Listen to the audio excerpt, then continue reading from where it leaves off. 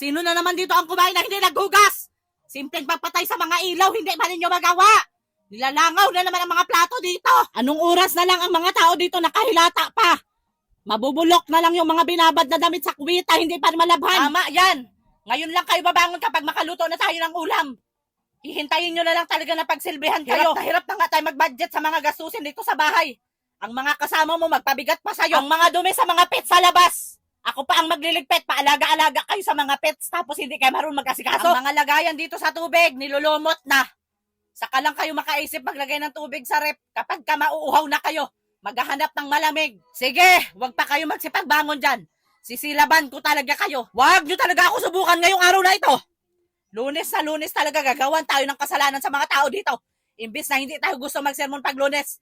Kay magtuloy-tuloy na naman buong linggo ang sermon natin. Sa bagay, hindi man kayo maapektuhan kapag magsermon tayo. Baliwala man lang sa inyo.